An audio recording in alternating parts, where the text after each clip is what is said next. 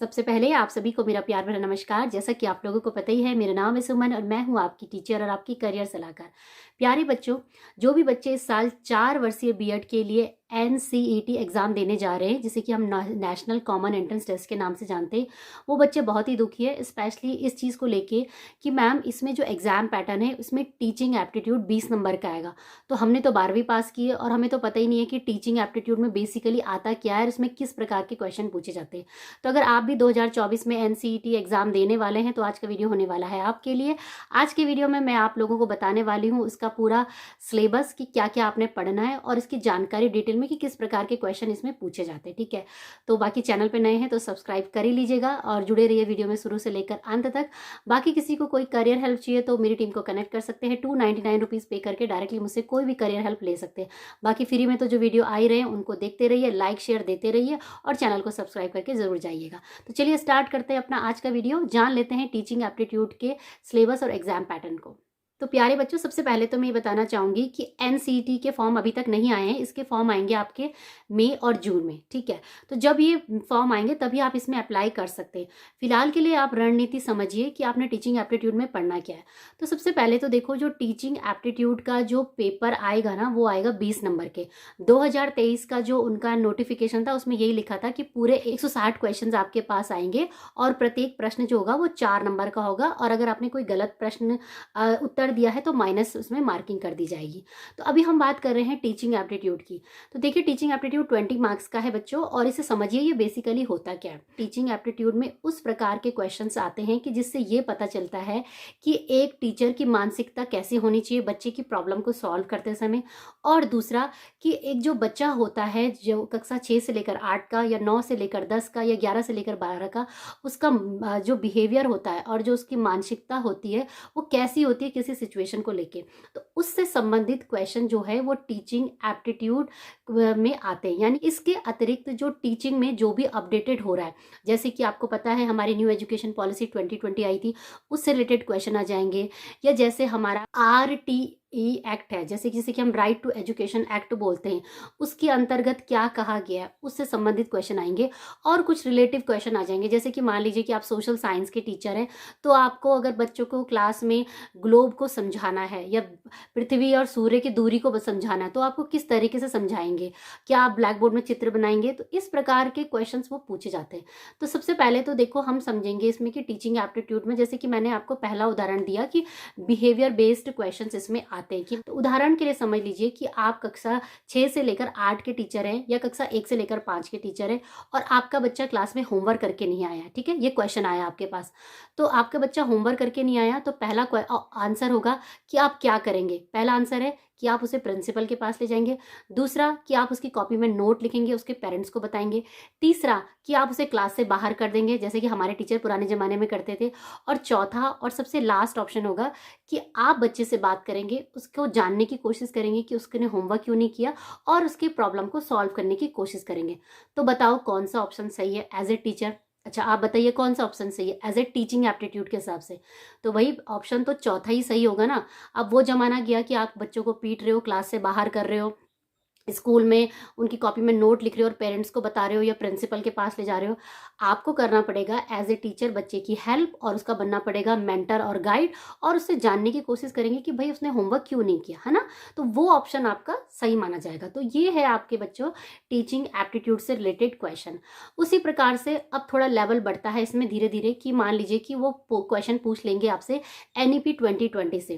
तो जैसे वो पूछ लेंगे कि बताइए NEP 2020 का जो मॉड्यूल है किस तरीके से आने वाले भविष्य में पढ़ाई होगी। तो जैसे वो आपको पता ही है कि अभी तक का जो हमारा इंडिया का करिकुलम सिस्टम है वो कैसा है, कक्षा 1 से लेकर 5, 6 से 8 और 10+2, है ना। इस तरीके से 1 to 5, 6 to 8 एंड 10+2। लेकिन जो NEP 2020 का मॉड्यूल है वो है 5+3+3+4। आपने याद रखना है इसको, 5+3+3+4। ठीक है, तो ये हमारा मॉड्यूल है और इसी पे आपने टिक लगा के उस आंसर को करेक्ट करना है। तो बच्चों को कंफ्यूज करने के लिए क्या कर देते हैं, 5+3+2+4 कर देते हैं, कुछ इस तरीके से। नेक्स्ट क्वेश्चन आ जाता है, मान लीजिए कि आपसे पूछ दिया जाता है बताओ कि जो हमारा RTE एक्ट है यानी कि राइट टू एजुकेशन एक्ट है वो क्या बोलता है। तो राइट टू एजुकेशन एक्ट आपको पता ही है बच्चों कि उसमें ये कहा गया है कि सारे बच्चों को फ्री और कंपलसरी एजुकेशन मिलेगी, है ना। तो इस प्रकार के क्वेश्चन आपके पास आएंगे और उसमें ऑप्शन दिए जा सकते हैं, फ्री मील मिल दिया जाएगा। तो बच्चे सोचेंगे हाँ एक बार मिड डे मील भी चला था कि स्कूल में आओ और खाना मिलेगा, फिर पढ़ने को भी मिलेगा। तो ये नहीं है, उसमें जो करेक्ट ऑप्शन है आरटीए यही बोलती है, free and compulsory education for age भी उन्होंने मेंशन किया कि किस से लेकर किस एज तक। तो 6 से लेकर और 14 वर्ष तक अगर आप हैं तो आपको सरकार जो है वो फ्री में एजुकेशन प्रोवाइड कराएगी आरटीई एक्ट के तहत, जो कि आया था आपके 2009 में। ठीक है, ये भी पूछ सकते हैं कि कब लागू हुआ था, कब से बोला था कि भाई अब कंपलसरी देना है। तो 4 अगस्त 2009 में से प्रॉपरली इसे लागू कर दिया था। तो इस प्रकार के क्वेश्चन आपके टीचिंग से रिलेटेड, जो शिक्षा जगत में सब कुछ हो रहा है ना, उससे पूछा जाएगा। ठीक है, और भी है, जैसे कि आपसे मान लीजिए पूछ लिया जाए कि जैसे बोलते हैं कि बच्चे समझते हैं कि हिंदी हमारी मातृभाषा है और हिंदी हमारी नेशनल लैंग्वेज है। मातृभाषा में, मदर टंग होने में और नेशनल लैंग्वेज में होने में फ़र्क होता है। तो देखिए बच्चों, हिंदी जो है ना हमारी, वो जो लैंग्वेज है ना वो ऑफिशियल लैंग्वेज है। ठीक है, कैसी लैंग्वेज है? Official language. यानी कि हमारा जो इंडियन कॉन्स्टिट्यूशन है उसके हिसाब से कोई भी लैंग्वेज हमारी नेशनल लैंग्वेज नहीं है। क्योंकि इसलिए नहीं है क्योंकि इंडिया जो है वो एक डाइवर्सिफाइड कंट्री है। अगर मैं बोलूँ कि भाई हिंदी को बना दो आप राष्ट्रभाषा, तो जो दूसरे स्टेट के लोग हैं वो कहीं ना कहीं इसको अपने राइट के खिलाफ समझ सकते हैं। तो अगर कभी ये क्वेश्चन आता है कि बताओ हिंदी और जो इंग्लिश लैंग्वेज है वो कौन सी लैंग्वेज है, क्या वो नेशनल लैंग्वेज है या ऑफिशियल लैंग्वेज है, तो आपने हमेशा इसको ऑफिशियल लैंग्वेज पे क्लिक करना है। ठीक है, अब इसके अतिरिक्त अगर कोई थोड़ी और जानकारी भी चाहिए कि पूछेंगे कि किस कॉन्स्टिट्यूशन के किस शेड्यूल के अंदर में आता है, तो देखिए कॉन्स्टिट्यूशन की जो 8th शेड्यूल है, 8वां शेड्यूल है, वो ये बोलता है कि 22 लैंग्वेजेस, कितनी लैंग्वेजेस? 22 लैंग्वेजेस जो है वो हमारी ऑफिशियल लैंग्वेजेस में आती है। तो कुल मिला के बच्चों इस प्रकार के क्वेश्चंस आपके पास आते हैं। बाकी ये डिटेल सिलेबस आप देख लो, पीडीएफ समझ लो। प्यारे बच्चों, ये है टीचिंग एप्टीट्यूड का जो डिटेल सिलेबस जो कि एनसीईटी के बच्चों के लिए था, तो इसे समझ लो आप। ठीक है, इसको जल्दी से देखिए। इसमें जैसे कि लिखा है 20 क्वेश्चन इसमें आएंगे। ठीक है, और जो क्वेश्चन आएंगे वो इस तरीके से होगी। तो ये पीडीएफ आप मेरे टेलीग्राम चैनल से भी ले लीजिएगा और डायरेक्टली मेरे व्हाट्सएप नंबर से भी ले सकते हैं। तो देखिए जैसे हमने इसमें लिखा है 2 narrative newspaper reports about school teachers and children, question on data information analysis issues.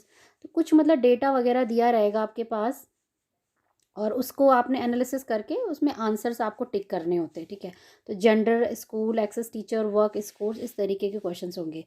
बाकी जैसे कि based on popular films and education में जो आई हो, books, documentaries showing the struggles of girls and tribals and Dalit. तो एजुकेशन से related अगर कोई ऐसी चीज़ें भी आई है हाल फिलहाल में तो उससे रिलेटेड क्वेश्चंस आपके पास आएंगे।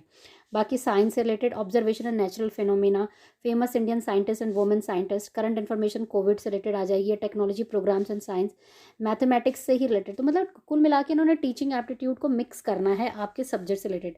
ठीक है, जैसे कि फेमस मैथमेटिशियन, वुमेन मैथमेटिशियन, और जैसे कि अगर आप सेंस ऑफ प्रोपोर्शन पढ़ा रहे हो तो किस तरीके से आप उनकी मैथमेटिकल प्रॉब्लम को सॉल्व कर सकते हो, like difficulties that children face while learning mathematics. तो इस प्रकार के क्वेश्चंस आपके पास आ जाएंगे। और art, music and drama, performing, visual arts, social science के क्वेश्चंस आ जाएंगे। जैसे लिखा है based on difficulties that children face in social science. तो मान लीजिए कि सोशल साइंस के टीचर हो आप, बच्चे को आपका सोशल साइंस का सब्जेक्ट समझ नहीं आ रहा तो आप उसे कैसे इंटरेस्टिंग बना सकते हो।